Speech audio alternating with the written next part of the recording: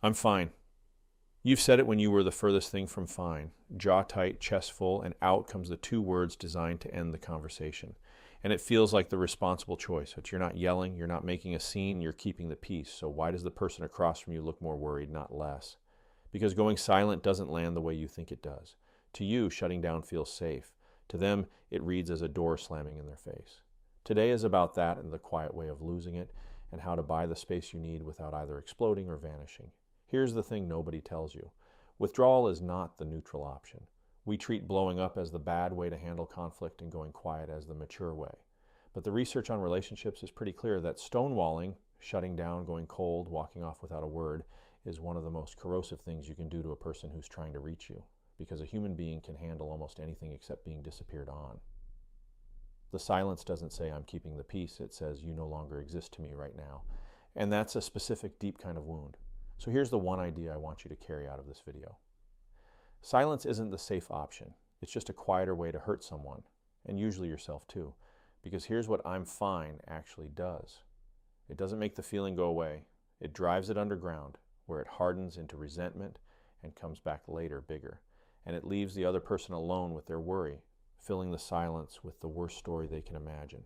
Nobody wins. You didn't keep the peace. You just postponed the fight and added distance to it.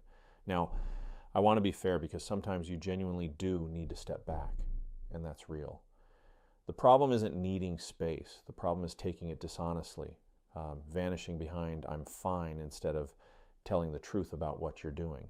So the skill here is small, and it's about the difference between two sentences. The trap sentence is I'm fine. It's a lie that ends the conversation and leaves them alone. The honest sentence is some version of I'm not fine, but I can't get into it right now. Give me a bit and I'll come back to it. Say that and watch what changes. You've still bought yourself the space. You're not being forced to hash it out when you've got nothing left. But you did three things. I'm fine never does. You told the truth. You reassured them they didn't lose you, and you promised to come back, which is the whole difference between taking a breather and abandoning someone. Let me break the honest version into its parts because it's a real skill. Part one, admit there's something. You don't have to explain it, analyze it, or even understand it yet. Something's off with me is enough. It's the difference between a closed door and a closed door with a note on it. Part two, name what you need, plainly. I need a little while. I need to not talk about this until after dinner. You're not disappearing. You're telling them the plan. Part three, and this is the one people drop, give a return. I'll come find you tonight. A time, even a loose one, because without the return, I need space just sounds like the slow version of walking out. The promise to come back is what turns silence from a punishment into a pause. Let me be honest about why this is hard. If you grew up somewhere or served somewhere where showing what's going on inside you was dangerous or useless, then I'm fine isn't laziness. It's a survival habit, a good one that worked when you needed it. The skill isn't to tear it out. It's to notice that the thing that kept you safe out there is quietly costing you connection in here, at home, where the rules are different. You're allowed to update the habit for the new terrain, and you won't get it clean every time. Sometimes I'm fine will be out of your mouth before you catch it. That's okay. You can go back. Hey, earlier when I said I was fine, I wasn't. I just didn't have the words yet. Can we come back to it tonight?